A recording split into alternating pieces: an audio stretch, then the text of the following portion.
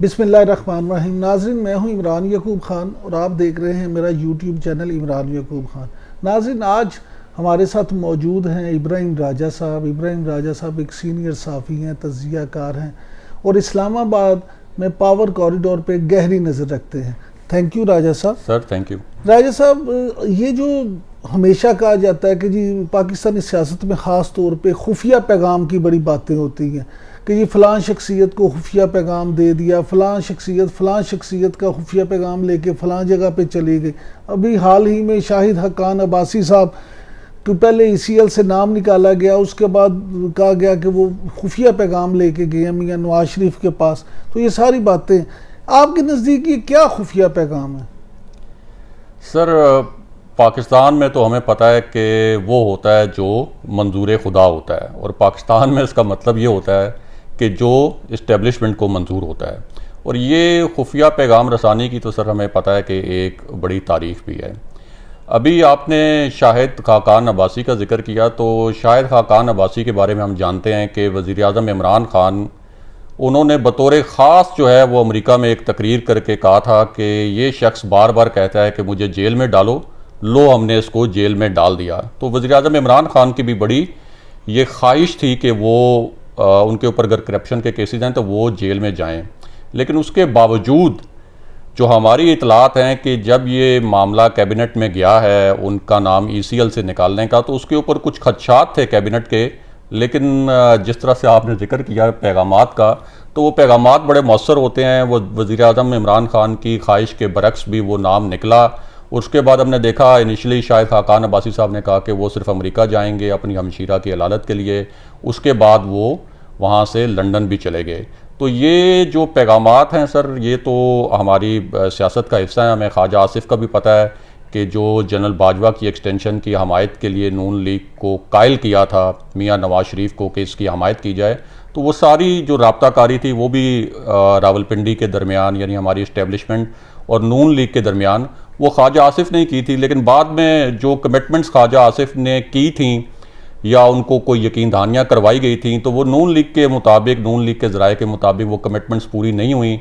इसीलिए फिर मोहम्मद ज़ुबैर साहब को भेजा गया था कि ये कमिटमेंट्स थी, वो नहीं पूरी हुई। और उसके बाद फिर हमने देखा कि मियां नवाज शरीफ ने अपनी तमाम कश्तियाँ जला के एक एक्सट्रीम जो है वो स्टैंस लिया है। तो पैगामात तो सर वो होते हैं, और इन पैगामात के नतीजे में होता यह है कि एक दबाव की सूरत हाल पैदा करके ये जमातें, इनकी तहरीक कामयाब हो ना हो, लेकिन ये अपने लिए कोई ना कोई रिलीफ ज़रूर हासिल कर लेती हैं। जैसे मौलाना फजलुर रहमान का लास्ट नवंबर में जो धरना आया था, तो मियां शहबाज शरीफ ने उस वक्त ताकतवर हलकों से रब्ता किया था कि नवाज शरीफ तो चाहते हैं कि नून लीग इस धरने में शरीक हो, लेकिन अगर हमें कुछ रिलीफ दिया जाए तो हम इस धरने में शरीक नहीं होंगे।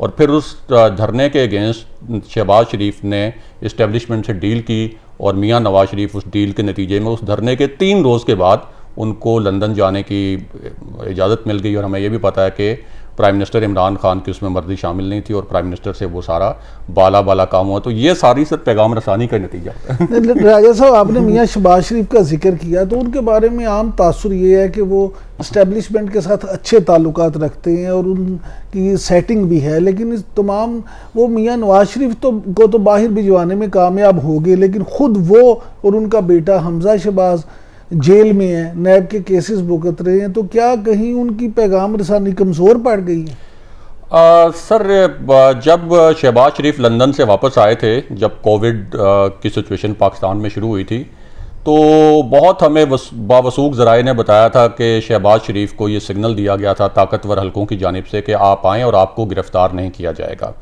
उसके बाद यहाँ पे ज़ाहिर है कि वज़ीर-ए-आज़म इमरान खान है, उनको नवाज शरीफ से भी ज़्यादा ख़तरा जो है वो शहबाज शरीफ की जो राब्ताकारी का हुनर है उससे होता है।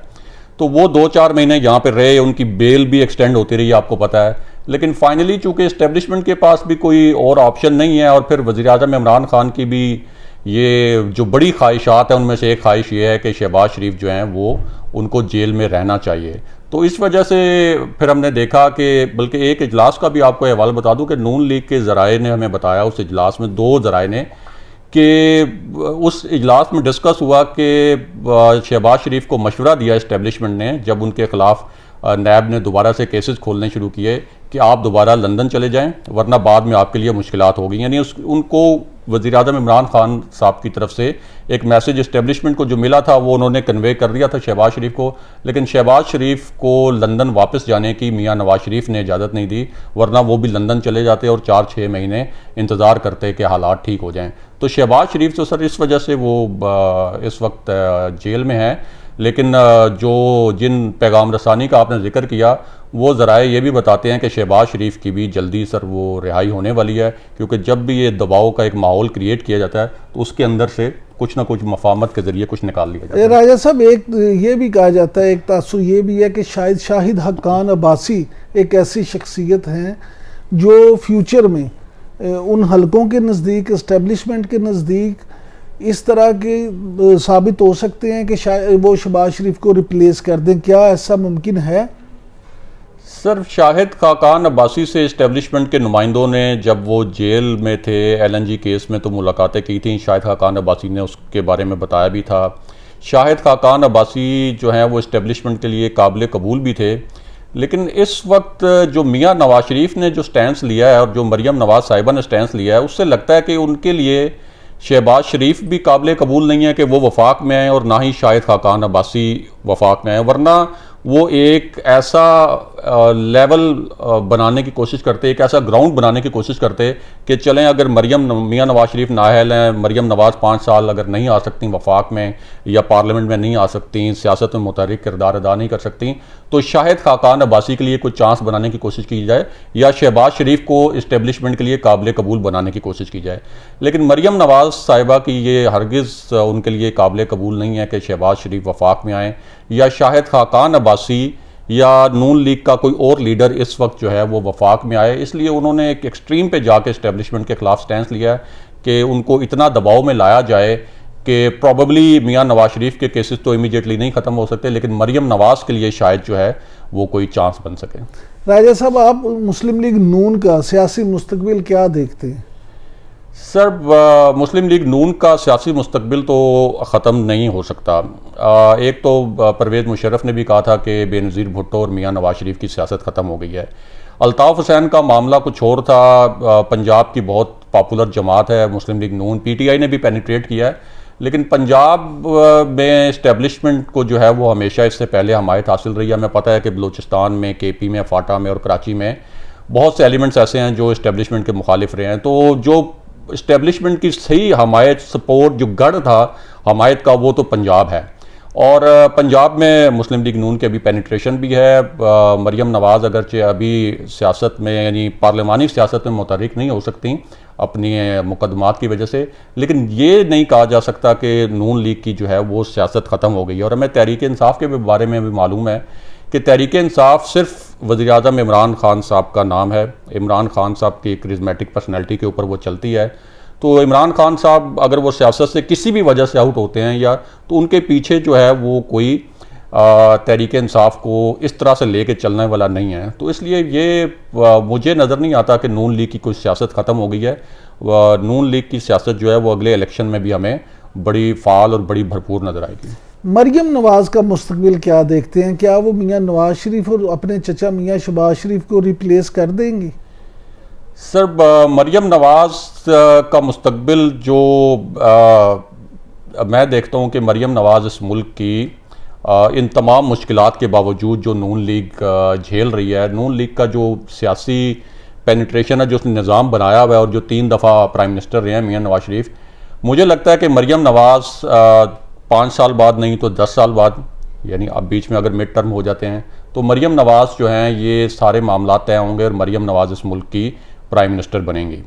और उसकी ये यानी ज़ाहिर है कि इमरान खान साहब को अगर अगला टेन्योर भी मिलता है सपोज़, जो कि इतना आसान नहीं होगा जिस तरह से PDM का एक इत्तेहाद बना है, तो उसके बाद अगर उनको टेन्योर मिलता भी है तो तब भी मरियम नवाज़ की पॉलिटिक्स ख़त्म नहीं होती। अभी उनके पास बहुत ज़्यादा टाइम है और ये हमें पता है कि मुकदमात जैसे बनते हैं, जितनी तेज़ी से बनते हैं पाकिस्तान की पॉलिटिक्स में, पाकिस्तान की सियासत में, उतनी तेज़ी से ख़त्म भी हो जाते हैं। तो सिर्फ वज़ीर-ए-आज़म इमरान खान बहुत अरसे तक अकेले जो है उनके लिए मज़ामत करना बहुत मुश्किल होगा। और PTI के अंदर वज़ीर-ए-आज़म इमरान खान के साथ एक भी ऐसा कोई बड़े स्टेचर का रहनुमा नहीं है कि जिस तरह से वज़ीर-ए-आज़म इमरान खान ने इन दो जमातों को चैलेंज किया है कि उनके बाद कोई और चैलेंज कर सके। राजा साहब, आप क्या समझते हैं कि इमरान खान अपनी 5 साल जो मुद्दत है वो पूरी करेंगे?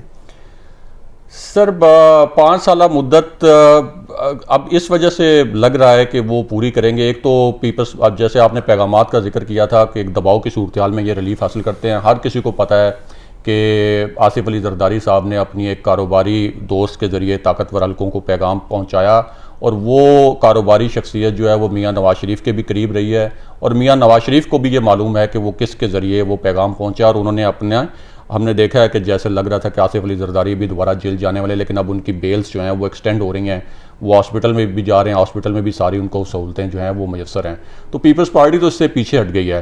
नून लीग ने भी सेनेट इलेक्शन लड़ने का ऐलान कर दिया है, ज़िमनी इलेक्शन में भी जा रहे हैं। राना सनाउल्लाह भी कह रहे हैं कि अगर 3 से 6 महीने ये चल गई PDM की तहरीक तो तब हुकूमत गिरेगी। अब ये सर बहुत डिपेंड करता है कि वज़ीर-ए-आज़म इमरान खान की हुकूमत क्या परफॉर्मेंस दिखाती है अगले 1 साल के अंदर, क्योंकि इस्टेब्लिशमेंट जो है वो बहुत अरसा जो है वो इस किस्म की तनकीद का बोझ नहीं उठाएगी। नून लीग ने और पीपल्स पार्टी ने बहुत महारत से जो भी अवामी मुश्किलात हैं जिनके बारे में तहरीक इंसाफ ये कहती है कि ये पिछली हुकूमत की नाकाम पॉलिसियों और उनकी लूट मार की वजह से मुश्किलात हैं, लेकिन अब तनकीद का रुख जो है वो इस्टेब्लिशमेंट की तरफ मुड़ गया है। यानी जो नून लीग और पीपल्स पार्टी और PDM ने ये कहा है कि जो अवामी मसाइल हैं उसकी ज़िम्मेदार असल में इस्टेब्लिशमेंट है, क्योंकि उनका इल्ज़ाम है कि इस्टेब्लिशमेंट इनको लेके आई है।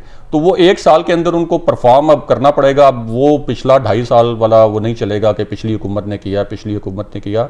और कुछ चीज़ें सर इस्टेब्लिशमेंट की माननी भी पड़ेंगी। जब भी इस तरह की तहरीक चलती है, जब मियाँ नवाज शरीफ के ख़िलाफ़ धरना हुआ था तो वो धरने में सर्वाइव तो कर गए थे, क्योंकि उस वक्त जनरल राहील जो है वो उनको नहीं निकालना चाहते थे, जनरल ज़हीर निकालना चाहते थे, सर्वाइव तो कर गए थे, लेकिन उनके अख्तियारात आपको पता है बिल्कुल ख़त्म हो गए थे। तो इसी तरह ये तहरीक अगर नाकाम भी होती है, नाकाम से मुराद के वज़ीर-ए-आज़म इमरान खान की हुकूमत ख़त्म नहीं भी होती, तो तब भी उनको ये इतना कमज़ोर कर देगी और इस्टेब्लिशमेंट इतनी हावी हो जाएगी, तमाम जो बाकी अख्तियारात भी हैं, क्योंकि इस वक्त वज़ीर-ए-आज़म इमरान खान को भी पता है कि इस्टेब्लिशमेंट ने मुझे बचाया हुआ है। अगर इस्टेब्लिशमेंट इस हुकूमत की हमायत से हाथ उठा दे बतौर इदारा, जो कि हर जमहूरी हुकूमत के साथ वो कहते हैं कि हम साथ होते हैं, तो फिर इमरान खान साहब की हुकूमत नहीं चल सकती। 6 वोटों पे खड़ी है कौमी असम्बली में सर, 6 वोटों पे। तो 6 वोटों का हमें पता है कि काफ लीग को जहाँ से सिग्नल मिलेगा सीधे चलो वो सीधे चलेंगे, पीछे मुड़ वो पीछे मुड़ जाएंगे, तो वो मामला पलट सकता है। तो ये इनको इस्टेब्लिशमेंट को भी साथ लेके चलना पड़ेगा, साथ उस्मान बुज़दार साहब का भी कुछ करना पड़ेगा, क्योंकि